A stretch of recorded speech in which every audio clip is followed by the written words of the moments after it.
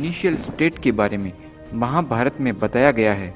जब भीष्म पितामह सरशय्या पर लेटे होते हैं तो वे अपने उपदेश में महादेव शिव और उनकी पत्नी उमा की आपसी चर्चा को बताते हैं, जहां महादेव शिव की पत्नी उमा या पार्वती जी ब्रह्मांड के मूल कारण प्रकृति के बारे में पूछती है। प्रकृति क्या होती है? तो यहाँ पर मैं आपको बता दूं कि पार्वती जी भगवान शिव को पदार्थ की मूल अवस्था के बारे में पूछ रही है, यानी कि परमाणु रूपी अवस्था के बारे में, जिससे पूरा ब्रह्मांड बना है। जैसे आपका घर ईंटों से बना है, एक घड़ा मिट्टी से बना है, वैसे ही यह ब्रह्मांड जिस फंडामेंटल मूल पदार्थ से बना है उसका नाम प्रकृति है। ब्रह्मांड के बनाने से पहले पदार्थ अपनी मूल अवस्था में रहता है। तो यहाँ पार्वती जी पूछ रही है कि ब्रह्मांड की सबसे प्राथमिक स्थिति इनिशियल स्टेट क्या थी, जिसके बारे में महावैज्ञानिक भगवान शिव पार्वती जी को बताते हैं। महादेव शिव ब्रह्मांड के मूल पदार्थ के अनेकों गुणों यानी प्रॉपर्टीज की चर्चा करते हुए बताते हैं कि जब ब्रह्मांड पैदा नहीं हुआ था, यानी कि प्रलय अवस्था में था, तब संपूर्ण अनंत आकाश में पदार्थ अपनी मूल अवस्था में हर जगह समान रूप से फैला हुआ था। ब्रह्मांड की इनिशियल स्टेट को प्रलय कहा जाता है, क्योंकि प्रलय का मतलब है पूरा ब्रह्मांड अपने बेसिक यानी मूल कारण में चारों तरफ से लय हो जाता है। उस मूल पदार्थ की एक प्रॉपर्टी होती है नित्य, यानी कि उसका कोई कारण नहीं होता, वह कॉजलेस होता है, एटर्नल होता है, कभी पैदा नहीं होता और कभी नष्ट भी नहीं होता, हमेशा अपनी मूल अवस्था में बना रहता है। यानी कि आज भी वह पदार्थ ब्रह्मांड को बनाते हुए अपनी मूल अवस्था में भी बना हुआ है। फिर उसी की दूसरी प्रॉपर्टी है एक, यानी कि वह पदार्थ ब्रह्मांड की उत्पत्ति से पूर्व पूरे इनफाइनाइट वैक्यूम स्पेस अनंत आकाश में हर जगह समान रूप से भरा होता है। वह अपने आप में एक होता है, यानी कि होमोजीनियस या यूनिफॉर्म होता है। पूरे इनफाइनाइट स्पेस में कहीं भी उसमें ऐसा डिफरेंस नहीं मिल सकता कि वह पदार्थ कहीं पर कम डेंस है तो कहीं पर ज्यादा डेंस। उसका घनत्व हर जगह बराबर होगा, हर जगह जीरो डेंसिटी मिलेगी। उसी की तीसरी प्रॉपर्टी है अणु, यानी कि वह पदार्थ सबसे सूक्ष्म होता है। अणु का मतलब गोल कण जैसी अवस्था नहीं होती, बल्कि अणु शब्द का अर्थ सूक्ष्म होता है। इस पदार्थ से सूक्ष्म पदार्थ की कल्पना भी नहीं की जा सकती।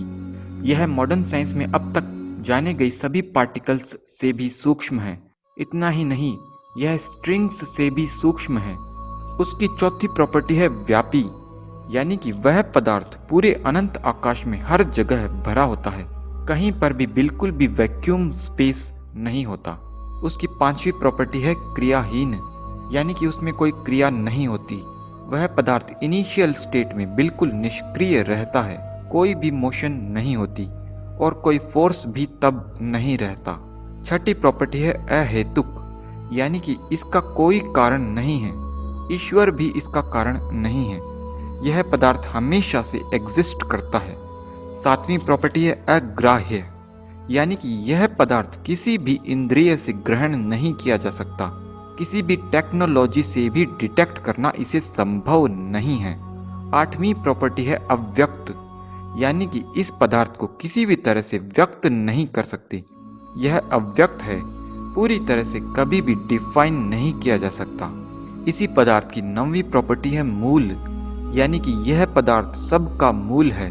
पूरे यूनिवर्स में जो भी जड़ पदार्थ हैं, चाहे वो इलेक्ट्रॉन हो, प्रोटॉन हो, न्यूट्रॉन हो, क्वार्क्स हो, ग्लूऑन्स हो या स्ट्रिंग्स हो, डार्क एनर्जी या डार्क मैटर हो या फिर स्पेस हो, इन सब का मूल यही पदार्थ है। इसी से यह सब बने हैं। अंत में इसकी 10वीं प्रॉपर्टी है प्रधान, यानी कि यह सूक्ष्मतम पदार्थ संपूर्ण जड़ पदार्थ और ब्रह्मांड का धारण करने वाला होता है। सभी जड़ पदार्थ इसी पर आश्रित है।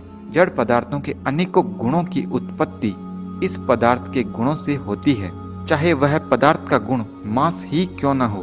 तो इन सभी 10 गुणों से यह कंक्लूजन निकलता है कि ब्रह्मांड की इनिशियल स्टेट में मूल पदार्थ हर जगह इनफाइनाइट स्पेस में समान रूप से फैला हुआ था। उस समय अनंत अंधकार व्याप्त रहता है। अनंत शीतलता लिए हुए वह पदार्थ शून्य द्रव्यमान यानी मास शून्य घनत्व और शून्य क्रिया सहित होता है, यानी कि उस समय उस पदार्थ में जीरो मास, जीरो टेम्परेचर होता है, गति बिल्कुल भी नहीं होती, न कोई कंपन होता है, न कोई फोर्स होता है, न कोई साउंड होता है। पूरे इनफाइनाइट वैक्यूम स्पेस में भरे हुए होने से वैक्यूम स्पेस भी एग्जिस्ट नहीं करता। यहाँ पर कोई फिजिसिस्ट यह सोच सकता है कि वैदिक थियरी एनर्जी कंजर्वेशन और मास कंजर्वेशन को फॉलो नहीं करती, क्योंकि पहले जीरो एनर्जी और जीरो मास था और वर्तमान ब्रह्मांड में एनर्जी और मास जीरो नहीं है। लेकिन जब हम मास और एनर्जी का वास्तविक मतलब जानेंगे तो यह बात भी समझ में आ जाएगी। फिलहाल के लिए मैं आपको बता दूं, हमारे यहाँ पर एनर्जी और मास कंजर्वेशन का प्रिंसिपल फेल नहीं होता। वैदिक थियरी में सृष्टि और प्रलय का साइकिल चलता रहता है, यानी कि इस ब्रह्मांड से पहले भी एक ब्रह्मांड था, उससे भी पहले एक ब्रह्मांड था, और वेदों के अनुसार कहा गया है यथा पूर्वम कल्पयत दिवम च पृथ्वी। इससे पता चलता है कि जैसा पहले वाला ब्रह्मांड था वैसा का वैसा आज का ब्रह्मांड है, सारी प्रॉपर्टीज सेम रहती है, जिसका मतलब साफ तौर पर यह भी है कि जितना मास और एनर्जी पहले वाले यूनिवर्स में था उतना ही आज के यूनिवर्स में भी है।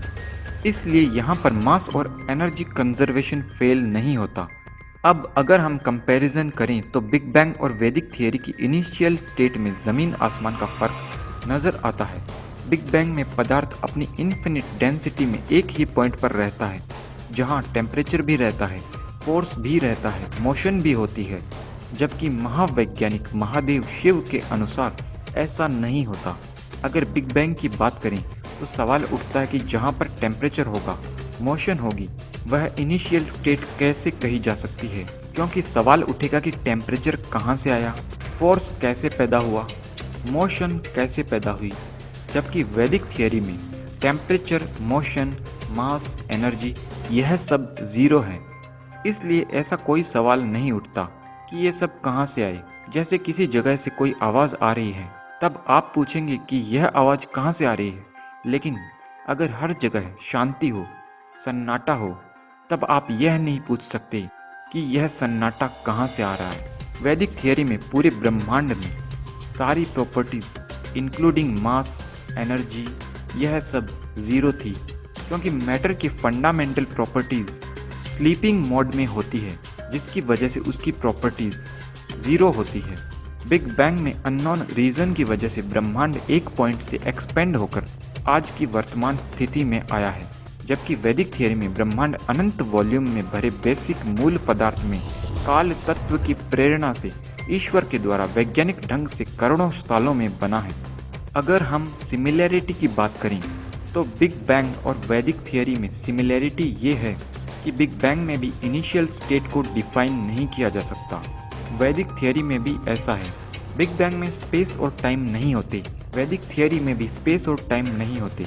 तो फ्रेंड्स, इस बारे में आप क्या सोचते हैं, कौन सही है, modern scientist sir Stephen Hawking या फिर महावैज्ञानिक महादेव शिव?